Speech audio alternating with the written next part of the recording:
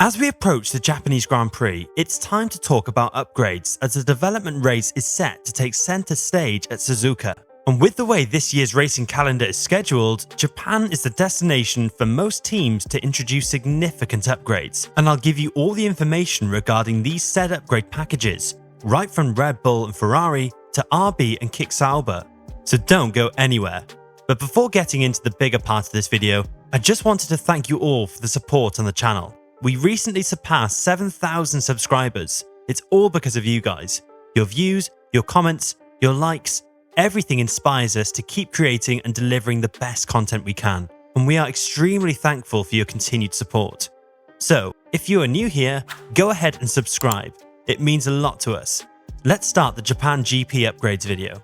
Let's start with the smallest upgrade packages and work our way to the biggest upgrades, starting with the Sauber upgrades. This team is way behind, not in terms of car performance, but the team's overall performance. In Australia, the team had solid chances of competing with Yuki for points, but bad pit stops took that chance away from the team.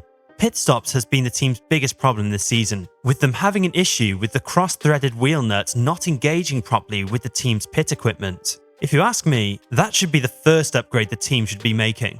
But talking about the car, the team bought a new front wing to Australia, and we'll have to wait and see what the team brings to Japan. Exact upgrades are not confirmed yet, but Bottas did confirm at Australia that the team has some upgrades in the pipeline for Japan.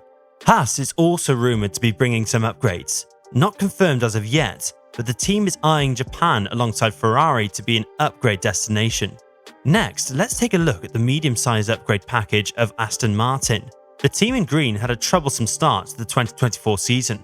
While the AMR24 is a great car in a single lap pace, the race pace has been significantly damaging, as the Aston car was suffering from severe tyre degradation, specifically around the rear tyres. From Bahrain to Australia, the team has been able to improve the car's degradation on race stints, but rear graining is a significant problem.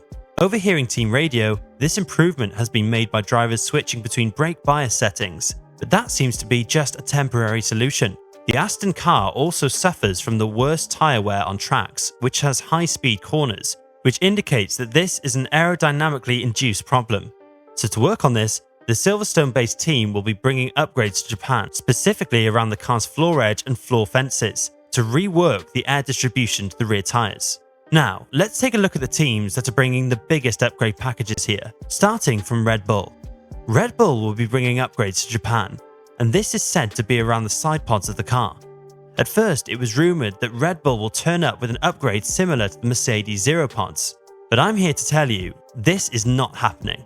This was confirmed by an insider as well of recent, and according to that insider, Red Bull, for its very first upgrade package, are focusing on making changes to the car's cooling package, the side pods, to more or less tighten the radiator inlets further to take aerodynamic efficiency to the next level. A report from Formula Uno details Red Bull's Japan upgrades as a revolutionary step from the Austrian squad, as the team recognises that Ferrari might be in a place where they could trouble the dominance of the RB20. It's worth noting that from what we have seen so far, the RB20 is not a strong car like the RB19 was. This Red Bull still has some balance issues to be corrected, and more importantly has grading problems to be solved. So it will be very interesting to see where the Japan and Imola upgrades take the RB20 towards. Next, let's move on to Ferrari. The prancing horses at Bahrain and Jeddah had a double-digit deficit to Red Bull's Max Verstappen, but at Australia, the SF24 seemed to be the better car overall, considering the excellent tyre degradation the Ferrari car had over the Red Bull RB20. This confirms that Ferrari has made a huge improvement year on year with the SF24, and the prancing horses are ready to introduce extreme upgrades to Japan to build on top of that strong foundation. Ferrari is one of the few teams who have planned a massive overhaul of upgrades at Japan for their car, and the reason for Ferrari's extreme efforts is the strong foundation the SF24 has created. A car with no fundamental issues to solve, giving the team the opportunity to work on improving its baseline performance. For Japan, the team will reportedly introduce a brand new underfloor, certain aero bits surrounding the car's floor edge, working on both improving the seal around the floor better, combined with improving the car's rear in terms of consistent downforce generation. Ferrari will be introducing these upgrades at Japan for the team to understand these new parts, to land the car in its sweet spot before the team introduces its extreme aerodynamic update at Imola.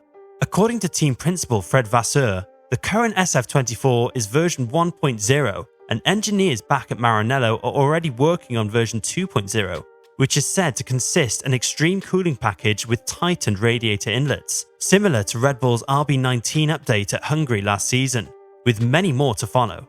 Formula Uno made a detailed report on the Ferrari upgrade, detailed as follows. Ferrari started with a conventional SF24 to check that they understood the full downwash concept well, but in the tunnel there is a more extreme version. Fewer upgrades are coming towards Suzuka, then an updated aero look towards Imola, which should bring a lot of surprises to the grid. Next, we should focus on Racing Bulls. Red Bull's sister team are bringing a significant upgrade package to Japan, and that is said to be a new underfloor. This becomes the first team alongside Ferrari to introduce a new floor in 2024. Racing Bulls is a team that is very close in every race to make it into the points, and with the recent struggles Mercedes has had with their challenger, RB are looking to strike. The Racing Bulls car seems to be weak on circuits, which has a lot of high-speed corners, so the new floor upgrade at Suzuka will be aimed at improving this aspect firstly. Also, the team are working on improving the car's aerodynamic efficiency, evident from the upgraded, less loaded rear wings the team has introduced over the Jeddah and Melbourne races. So the new floor should be the first huge step for the Faenza team in terms of developments, and the second step will follow at Imola, similar to many other teams. Another team bringing huge upgrades to Japan are Alpine. The French outfit suffered a disastrous opening 3 races, with the A524 not being able to match its competitors' pace. The Alpine car is said to be both draggy and overweight, costing crucial lap time. And for Japan, the team is introducing upgrades, specific lightweight components to be exact, to tackle the overweight issue. These could be huge upgrades, if applied on the proper parts without causing any reliability issues, so fingers crossed for them. As for Mercedes and McLaren, these two teams have no upgrades planned for the Japanese GP. McLaren have had a good start to the season, and the team has planned its first upgrade package for Imola. And with the performance we saw from the MCL38 at Australia, we can expect a strong showing from the Woking-based squad around Suzuka. As for Mercedes, the Silver Arrows are at a spot of bother currently. The team has reportedly delayed its upgrade packages, as they seem to have correlation issues between on-track data and their simulations, again.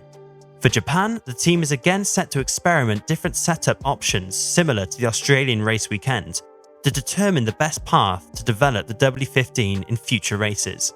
So with all these upgrades, are you excited for the Japanese Grand Prix? Which teams do you think will make the most gains with their respective upgrade packages?